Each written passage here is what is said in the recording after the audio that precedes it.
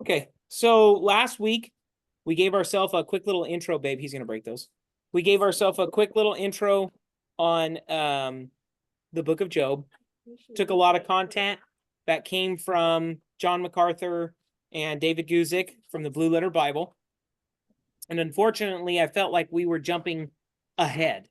And so I skipped through a couple of these slides so that we would have something to talk about today, because we did read through 10 chapters out of the book of Job. So let's do a quick little recap. The book Job itself is considered to be the oldest book in the Bible. As far as the time frame is concerned, the individuals who have the being attributed to authoring the book is either, I want to say it was either Abraham, Solomon, and I forget who the other individual was, but the word Job means the persecuted one. So we see here that the book bears his name. This means might have been derived from the Hebrew word for persecution, thus meaning persecuted one. We see that the author is we see elsewhere throughout the Bible that Job is referenced, and because of that, we know that it was an actual person and it wasn't just like an allegoros type book. We see here that they have tradition that it could be Moses. We know that he lived in the span of 200 years, could almost be like Solomon as well. And I don't think any of that got in the way of what we were talking about last week. And hang on real quick. Lawson, stop it. Okay. So lifespan, 200 years. He was 200 years old. The social unit was the patriarchal family. The Chaldeans who murdered Job's servants were nomads and not hid, become city dwellers. Job's wealth being measured was in livestock rather than gold and silver. And then Job's priestly function within his family. So it's, yeah, that's talking about the time period, so to speak. We remember right around Abraham's time, right after the flood, that, we went from living 900 plus years to where it started tapering off to where we see about 120 being the cap nowadays. We're not going to talk about that. What can you guys tell me about chapter 1? What do you guys know about Job? He lost everything. He lost all his animals. He lost his family. That's right. So I would say one of the things that seemed to jump out the most to me in John chapter 1 was the fact that Satan was in the presence of the Lord. Yeah. And there's a dialogue between God and Satan, and God suggests to Satan about considering his servant Job, how he's perfect and there's no one like him. Oh, yeah. So we know that, essentially speaking, what Job receives was not because of some injustice that he dished out on his own. And it's a very, very, very unique concept, because the vast majority of people will basically tell you only good can come from God, and if you live right, you do right, no harm will fall you. But we know in reality that bad things happen to good people, and we don't know why. And unfortunately, in this book, if your expectation is to read through it and then have an understanding of why Job went through this type of suffering, we don't get an answer as to why. But we are told to trust. And we don't necessarily understand the purposes of God on some of the things that he does. And who the heck do we think we are to demand an answer? So the thing that stood out to me the most in Job chapter 1 was God tells us that Job was perfect, and yet he allows Satan to take these various things away from him, including losing his kids, his livestock, all of his money, his well-being and his health, but he's still alive. So he's left as this very poor, broken man in complete anguish, with boils all over his body, that the only comfort that he's getting, so to speak, is with a broken piece of pottery scraping it off. And then he has 3 friends that come from a distance, and they for 7 days they mourn because they couldn't even recognize him. And so after 7 days, they open their mouths, and basically they're telling him that he's getting what he deserves, and that there is sin in his life that he hasn't confessed. And because of that, he's lucky that he's gotten away with what he has now. And Job takes a platform to defend himself, saying that he was not. And we have access into the text that Job didn't have in the beginning, or his friends, in knowing that God himself said that Job was upright. He didn't do anything to deserve this. So on that note, we'll go ahead and start in chapter 10. And this is after Job had this advice from his friends. And like Chuck Missler says, when you have friends like Job's, who needs enemies? Because they basically just lay into him instead of just saying, let me give you a hug. How can I help? They basically tell him, you know what? You deserve this, which is just, can't imagine how much worse that would make things. So I'm going to let Levi take over on Job chapter 10, verses 1 through 11. Nice and loud. Also, say God let him have the power because it was a test to see if he would still follow the Lord, even though everything was like that. Okay. So Levi, go ahead and start us off. Chapter 10. Stand up. Nice and loud. Big breaths in. My soul Loads. loathes my life. I will give free courses to my complaint. I will speak in the Bitterness. of my soul. I will say to God, do not Condemn me. Condemn me. Show we why you Contend with me. contend with me. Does it seem good to you that you should Oppress. that you should Despise. despise the work of your hands and smile on the Counsel. counsel of the wicked? Do you have eyes or of flesh, or do you see as man sees? Are your days like the days of mortal man? Are your years like the days of Almighty Man that you should seek for my iniquity and search out my sin, although you know that I am wicked? not wicked. And there is no one who can Deliver from your hand. Your hand have made me and fashioned me in intricate unity. Yet you would destroy me. Remember, I pray that you have made me like clay, and will you turn me into dust again? Did you not pour me out like milk And curdle me. Curdle me like cheese? Clothe me with skin and flesh and knit me together with bones and sinews. and sinews. Okay, that one was there's a lot of tough words in there. You did a great job, bud. So Job, in no way is Job cursing God. It shows Job's knowledge of the science behind man as well. He knows that he's been created by God.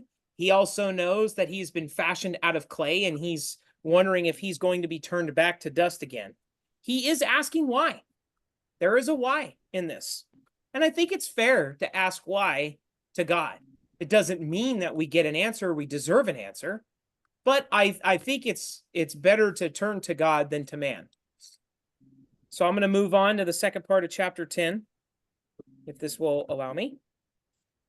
You granted me life and favor, and your care has prepared my spirit, and these things you have hidden in your heart.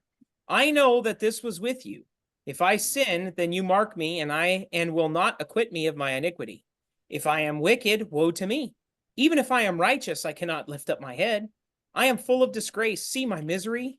If my head is exalted, you hunt me like a fierce lion, and again you show yourself awesome against me. You renew your witnesses against me, and increase your indignation towards me. Changes and war are ever with me. Why then have you brought me out of the womb? Oh, that I had perished, and no eye had seen me. I would have been as though I had not been. I would have been carried from the womb to the grave. Are not my days few? Cease, leave me alone, that I may take a little comfort before I go to the place from which I shall not return, to the land of darkness, and to the shadow of death. A land as dark as darkness itself, as the shadow of death, without any order, where even the light is like darkness. We're going to see Zophar, his other buddy. Then Zophar, the Naamathite, answered and said, should not the multitude of words be answered? And should a man full of talk be vindicated? Should your empty talk make men hold their peace? And when you mock, should no one rebuke you? For you have said, my doctrine is pure, and I am clean in your eyes. But oh, that God would speak and open his lips against you, that he would show you the secrets of wisdom, for they would double your prudence. Know therefore that God exacts from you less than your iniquity deserves. Can you search out the deep things of God? Can you find out the limits of the Almighty? They are higher than heaven. What can you do? Deeper than Sheol, what can you know? Their measure is longer than the earth and broader than the sea. If he passes by in prisons and gathers to judgment, then who can hinder him? For he knows deceitful men. He sees wickedness also. Will he not consider it? For an empty-headed man will be wise. When a wild donkey's colt is born a man, if you would prepare your heart and stretch out your hands toward him, if iniquity were in your hand, and you put it far away, and would not let the wickedness dwell in your tents, then surely you could lift up your face without spot. Yes, you could be steadfast and not fear, because you would forget your misery and remember it is as waters that have passed away. And your life would be brighter than noonday, though you were dark. You would be like the morning, and you would be secure because there is hope. Yes, you would dig around you and take your rest in safety. You would also lie down, and no one would make you afraid. Yes, many would court your favor, but the eyes of the wicked will fail, and they shall not escape, and their hope, loss of life. Was that donkey Babel? No. The donkey that Nope. talked? Nope. So we see again, this was his buddy. If you were good enough, if you had, done enough sacrifice, if you had prayed harder, if you had done this, your life would be perfect. But what do we know from the very first chapter? Job was upright in his ways. Job didn't have any sin. He even gave sacrifice in the event that his kids sinned in their heart when they were merry with wine on their birthdays, right? Job was very unique, and God even says so. Chapter 12, this is Job answering him. And Job answered and said, no doubt you are the people, and wisdom will die with you. But I have understanding as well as you. I am not inferior to you. Indeed, who does not know such things as these? I am one mocked by his friends, who called on God and he answered him. The just and blameless who is ridiculed. A lamp is despised in the thought of one who is at ease. It is made ready for those whose feet slip. My goodness. The tents of the robbers prosper, and those who provoke God are secure. In fact, or in what God provides by his hand. So I'm going to stop real quick there. Basically, in the beginning, he's saying that wisdom's going to die with you to this guy because it's ridiculous. He's the only one who's got the giver of knowledge, and based upon his knowledge, only bad people suffer. And Job basically says, well, when you die, so will your wisdom. Because how can you say that only the wicked are punished when we see they're not? We see right here, it says, a lamp is despised in the thought of one who is at ease. It is made ready to those whose feet slip. The tents of the robbers prosper, and those who provoke God are secure in what God provides by his hand. But now ask the beasts, and they will teach you, and the birds of the air, and they will tell you. Or speak to the earth, and it will teach you, and the fish of the sea will explain to you. Who among all these do not know that the hand of the Lord has done this, and whose hand is the life of every living thing, and the breath of all mankind? Does not the ear test words, and the mouth taste its food? Wisdom is with aged men, and with length of days understanding. With him are wisdom and strength. He has counsel and understanding. If he breaks a thing down, it cannot be rebuilt. If he imprisons a man, there can be no release. If he withholds the waters, they dry up. If he sends them out, they overwhelm the earth. With him are strength and prudence. The deceived and the deceiver are his. He leads counselors away plundered and makes fools of the judges. He loosens the bonds of kings and binds their waist with a belt. He leads princes away plundered and overthrows the mighty. He deprives the trusted ones of speech and takes away the discernment of the elders. He pours content on princes and disarms the mighty. He uncovers deep things out of darkness and brings the shadow of death to light. He makes nations great and destroys them. He enlarges nations and guides them. He takes away the understanding of the chiefs of the people of the earth and makes them wander in a pathless wilderness. They grope in the dark without light, and he makes them stagger like a drunken man. Behold, my eye has seen all this. My ear has heard and understood it. What you know, I also know. I am not inferior to you, but I would speak to the Almighty, and I desire to reason with God. But you forgers of lies, you are all worthless physicians. Oh, that you would be silent, and it would be your wisdom. Now hear my reasoning and heed the pleadings of my lips. Will you speak wickedly for God and talk deceitfully for him? Will you show partiality for him? Will you contend for God? Will it be well when he searches you out? Or can you mock him as one mocks a man? He will surely rebuke you if you secretly show partiality. Will not his excellence make you afraid and the dread of him fall upon you? Your platitudes are proverbs of ashes. Your defenses are defenses of clay. Hold your peace with me and let me speak. Then let come on me what may. Why do I take my flesh in my teeth and put my life in my hands? Though he slay me, yet will I trust him. Even so, I will defend my own ways before him. He also shall be my salvation, for a hypocrite could not come before him. Listen carefully to my speech and to my declaration with your ears. See now, I have prepared my case. I know that I shall be vindicated. Who is he who will contend with me? If now I hold my tongue, I perish. Only two things do not do to me. Then I will not hide myself from you. So these are the two things that Job doesn't want done to him.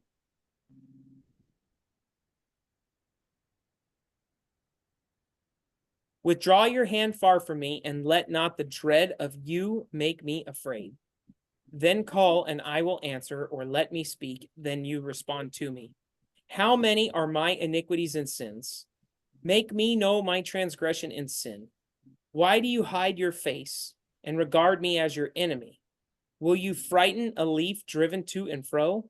And will you pursue dry stubble? For you write bitter things against me and make me inherit the iniquities of my youth. You put my feet in the stocks and watch closely all my paths. You set a limit for the soles of my feet. Man decays like a rotten thing, like a garment that is moth-eaten. I have a note here that I have on the side. It says, in his rebuke to his friends, he says that even if God slays him, he will trust him. And this is a note from Guzik. It says, even so, I will defend my own ways before him. I know that I shall be vindicated. Before his crisis, Job believed himself to be a blameless and upright man, as indeed he was. And we know that because we read that. God said that. He steadfastly clung to this belief throughout all his experience of calamity and through all the protests and arguments of his friends. Even before God, he would defend his own ways, not in arrogance, but in determined connection with reality. In this, Job is as remarkable an example of a man who will not forfeit what he knows to be true in the midst of the storm. This is actually an area of great difficulty because such storms are undeniably helpful in shaking us from wrong beliefs. Some who have felt they had Job's determination to hold on to the truth actually merely were sinfully stubborn. Yet Job did not question the concept of truth or his ability to know it. He knew that God himself would agree that Job's disaster did not come upon him because of some special or severe sin. He knew that God himself would agree that Job was as blameless as an upright man. So it's a good point for us because as we've read in 2 Peter and many other New Testament references, the days are coming and are not far away from us, guys, where people will run from sound doctrine. And you are going to have the masses accusing you. And you have to choose what's right or wrong. A lot of people will crumble and just go along with whatever's being said by the culture. But at the end of the day, are you prepared to stand up for what's right? And what's nice here is that even through all that he's done, he is willing, as they say, this is the hill that he's willing to stand on and die, so to speak, right? So let's get into the last part of 14. No, I'm sorry. This is all of 14. That was 13. Man who is born of woman is a few days and full of trouble. And it's funny that I say that right now because little man over here is legit walking around trying to break every toy inside our house right now. And Michelle's decorations, and he's trying to rip the kids' games out of the wall. And he's got the biggest smile and laugh on his face. So man who is born of woman is a few days and full of trouble. Yes, he comes forth like a flower and fades away. He flees like a shadow and does not continue. And do not open your eyes on such a one, and bring me to judgment with yourself. Who can bring a clean thing out of an unclean? No one. Since his days are determined, the number of his months is with you. You have appointed his limits so that he cannot pass. Look away from him that he may rest, till like a hired man he finishes his day. For there is hope for a tree, if it is cut down, that it would sprout again, and that its tender shoots will not cease. Though its root may grow old in the earth, and its stump may die in the ground. Yet at the scent of water it will bud and bring forth branches like a plant. But man dies and is laid away. Indeed, he breathes his last, and where is he? As water disappears from the sea and a river becomes parched and dries up, so man lies down and does not rise. Till the heavens are no more, they will not awake nor be roused from their sleep. Oh, that you would hide me in the grave, that you would conceal me until your wrath is past, that you would appoint me a set time and remember me. If a man dies, shall he live again? All the days of my hard service I will wait till my change comes. You shall call, and I will answer you. You shall desire the work of your hands, for now you number my steps, but do not watch over my sin. My transgression is sealed up in a bag, and you cover my iniquity. But as a mountain falls and crumbles away, and as a rock is moved from its place, as water wears away stones, And as torrents wash away the soil of earth, so you destroy the hope of man. You prevail forever against him, and he passes on. You change his countenance and send him away. His sons come to honor, and he does not know it. They are brought low, and he does not perceive it. But his flesh will be in pain over it, and his soul will mourn over.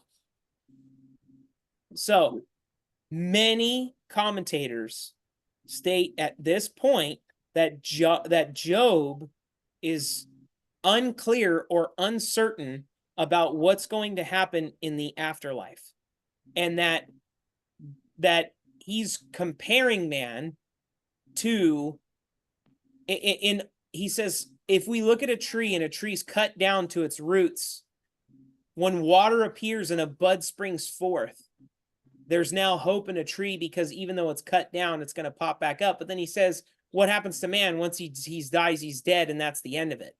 And a lot of people have inferred that he has no idea what's going on in the afterlife. But I disagree wholeheartedly here. And I could be wrong, but I'm just going to tell you guys my opinion. You read it, you kind of come up with your own. Is just a couple chapters ago, Job says he wishes he was a stillborn, because if he was a stillborn, he'd be in a place of peace, in a place with kings. And he clearly laid out what his idea of heaven was. And it wasn't a vast nothingness. So maybe what he's describing here isn't the hope of one who has the hope in God or hope in Christ, but to someone who is absent from that hope. And I'm going to express that in another chapter. You guys tell me what you think. Because I normally agree with everything they have to say. I just particularly disagree on that one item. Chapter 15. We got Eliphaz, the Temanite. He says, should a wise man answer with empty knowledge and fill himself with the east wind? Should he reason with unprofitable talk, or by speeches with voice? He can do no good. Yes, you cast off fear and restrain prayer before God, for your iniquity teaches your mouth, and you choose the tongue of the crafty. Your own mouth condemns you, and not I. Yes, your own lips testify against you.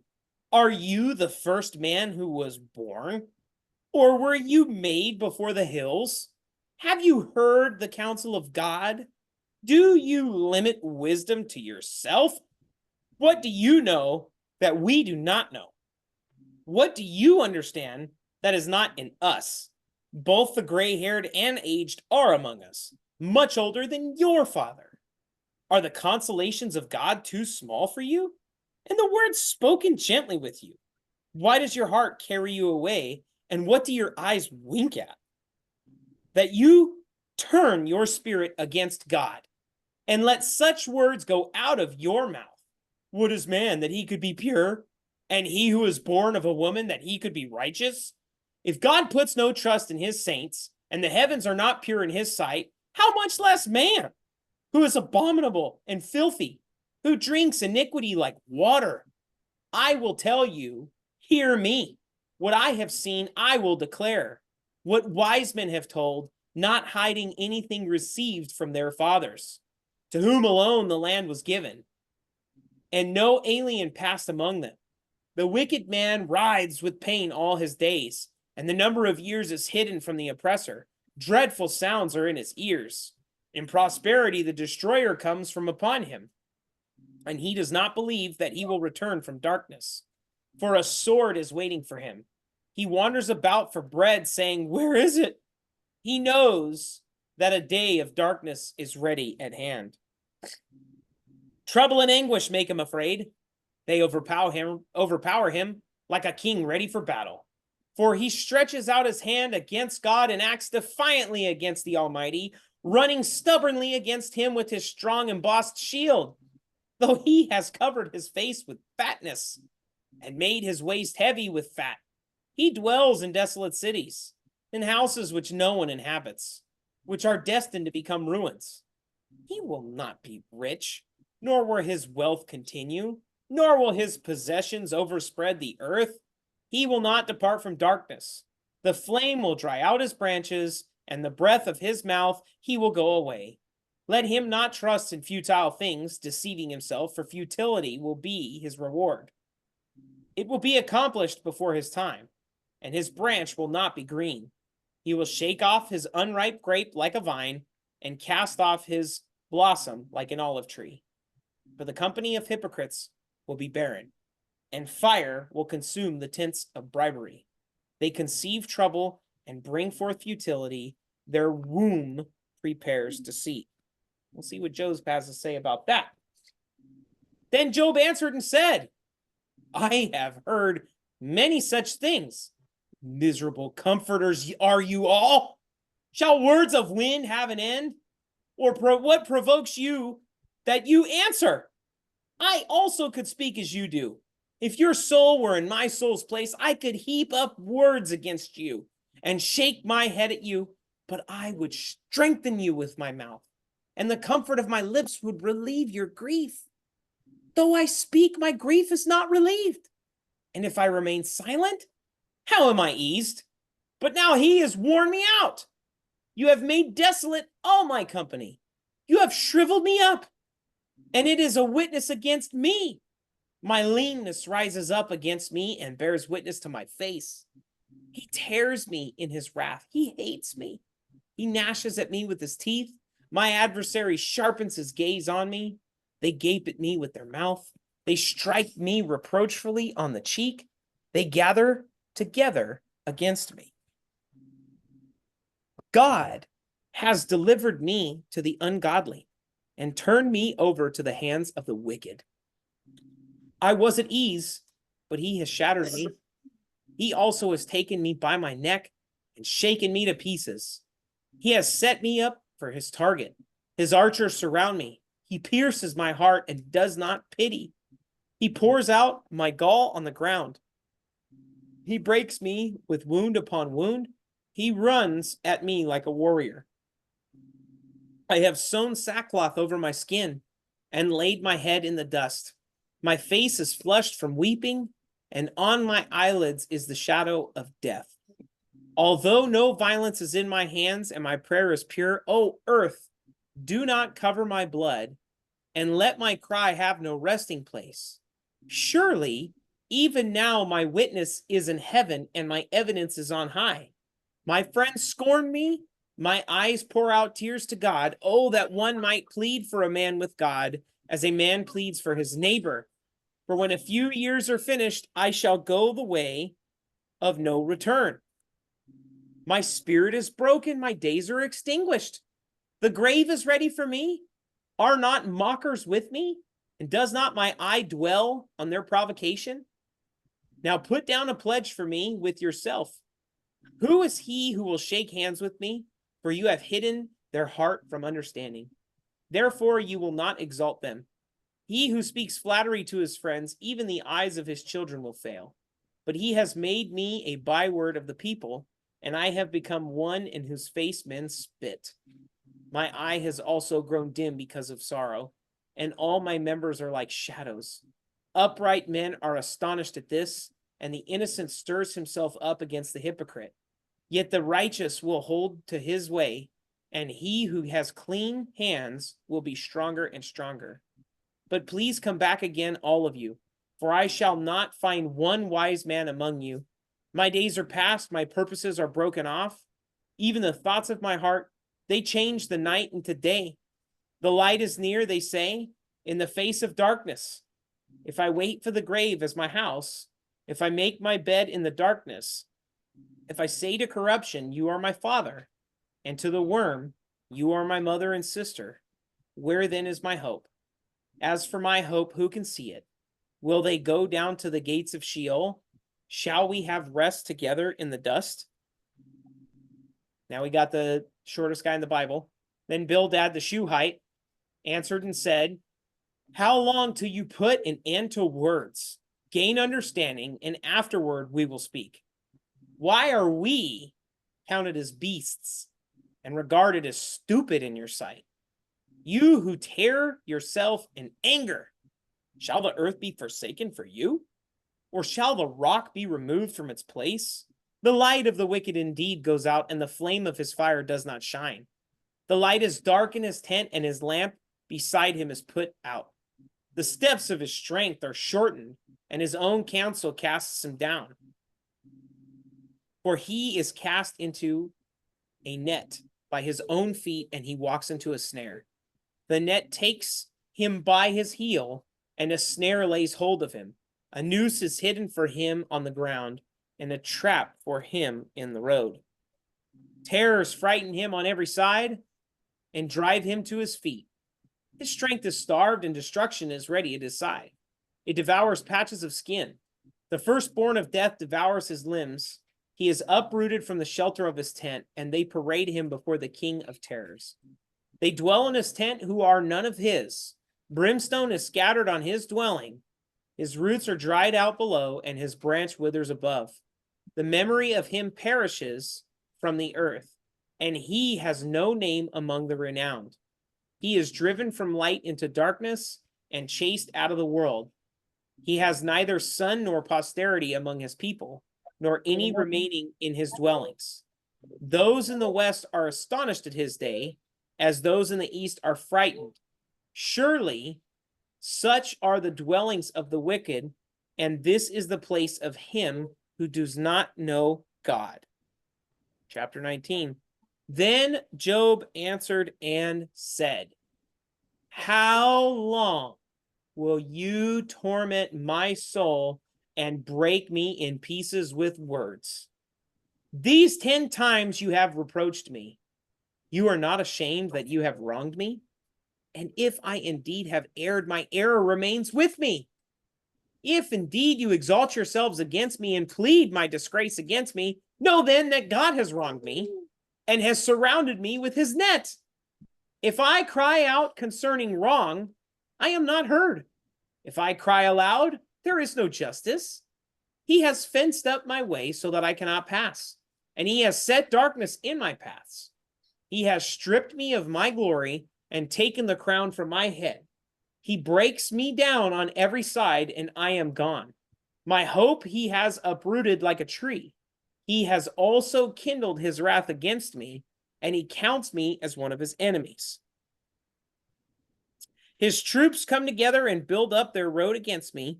They encamp all around my tent.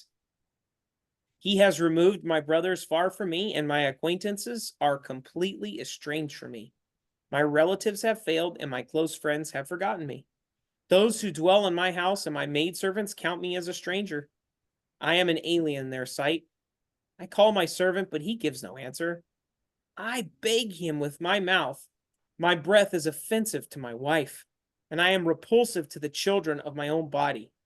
Even young children despise me. I arise, and they speak against me. All my close friends abhor me, and those whom I love have turned against me. My bone clings to my skin and to my flesh, and I have escaped by the skin of my teeth. Have pity on me, O you my friends, for the hand of God has struck me. Why do you persecute me as God does, and are not satisfied with my flesh? Oh, that my words were written. Oh, that they were inscribed in a book. Shocker. Oh, that they were engraved on a rock with an iron pen and lead forever. Now I have this highlighted here. I'm just going to read it straight through, but I want you guys to think about it. For I know that my Redeemer lives, and he shall stand at last on the earth. And after my skin is destroyed, this I know, that in my flesh I shall see God, whom I shall see for myself, and my eyes shall behold, and not another. How my heart yearns within me, if I should say, how shall we persecute him, since the root of the matter is found in me? Be afraid of the sword yourselves, for wrath brings the punishment of the sword, that you may know that there is judgment. Okay, who's the Redeemer? Jesus is. What is Jesus going to do? Judge. He's going to judge the earth, right? So this is Job, who supposedly has no idea what happens to him after he dies. You guys remember that was in chapter 15. That's what the commentary was. Who says here, for right here, he says, "For I know that my Redeemer lives, and he shall stand on the last day of the earth. And after my skin is destroyed," right? He's in the grave and it's all gone. "This I know, that in my flesh I shall see God, whom I shall see for myself." Remember, in the twinkling, in the moment and I, we're going to be able to see God as he is, because we are going to be what? Like him. So it seems Job has a pretty good understanding of what's going to happen in that last day that we have the knowledge of the book of Revelation from. This is what made it hard for me to agree with the commentators in that other chapter. I think he clearly knows what's going to happen in the end. And he's given people a warning even here. "Since the root of the matter is found in me, be afraid of the sword for yourselves. For wrath brings the punishment of the sword, that you may know there is a judgment." And this is our last chapter for the night. Get over here. "Then Zophar the Naamathite answered and said, therefore my anxious thoughts make me answer, because of the turmoil within me. I have heard the rebuke that reproaches me, and the spirit of my understanding causes me to answer. Do you not know this of old, since man was placed on the earth, that the triumphing of the wicked is short, and the joy of the hypocrite is but for a moment? Though his haughtiness mounts up to the heavens, and his head reaches to the clouds, yet he will perish forever like his own refuse. Those who have seen him will say, where is he? He will fly away like a dream and not be found." Listen, no, You scared the poop out of him. no, bad boy, no, stop it. Come here. You're breaking that. You also gotta sting the fly. "Yet he will perish forever like his own refuse. Those who have seen him will say, where is he? He will fly away like a dream and not be found. Yes, he will be chased away." Told you it was coming. Nobody listened. "Nor will his place behold him anymore. His children will seek the favor of the poor, and his hands will restore his wealth. His bones are full of his youthful vigor, but it will lie down with him in the dust. Though evil is sweet in his mouth, and he hides it under his tongue, though he spares it and does not forsake it, but still keeps it in his mouth. Yet his food is in his stomach turned sour. It becomes cobra venom within him. He swallows down riches and vomits them up again. God casts them out of his belly. He will suck the poison of cobras. The viper's tongue will slay him. He will not see the streams, the rivers flowing with honey and cream, and he will restore that for which he had labored, and will not swallow it down. From the proceeds of business, he will get no enjoyment. For he has oppressed and forsaken the poor. He has violently seized a house which he did not build, because he knows no quietness in his heart. He will not save anything he desires. Nothing is left for him to eat. Therefore, his well-being will not last. In his self-sufficiency, he will be in distress. Every hand of misery will come against him. When he is about to fill his stomach, God will cast on him the fury of his wrath, and it will rain it on him while he is eating. He will flee from the iron weapon. A bronze bowl will pierce him through. It is dawn, and it comes out of the body. Yes, the glittering point comes out of his gall. Terrors come upon him. Total darkness is reserved for his treasures. An unfeigned fire will consume him. It shall go ill with him who is left in his tent. The heavens will reveal his iniquity, and the earth will rise up against him.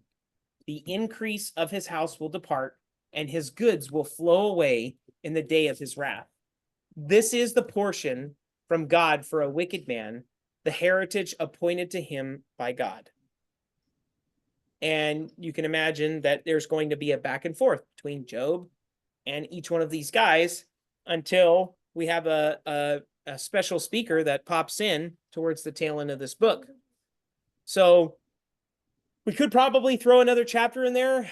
I slated 10 chapters. I want to do another 10 chapters next week. So that will put us at chapter 31. And I would say for this week's homework, I mean, I would love it if you guys read the chapters before we came in case there was questions that we had on the reading. But I would say we have Christmas this upcoming week. And I think it's always exciting to remember about the birth of our Savior and the gift that he's given us. So I would recommend everyone to read Luke chapters 1 and 2 I will. because it's a reminder. Good. On that note, I'm going to shut us down and I'm going to pray unless someone else wants to pray or if someone has any prayer requests, now's the chance. Lawson, Luke.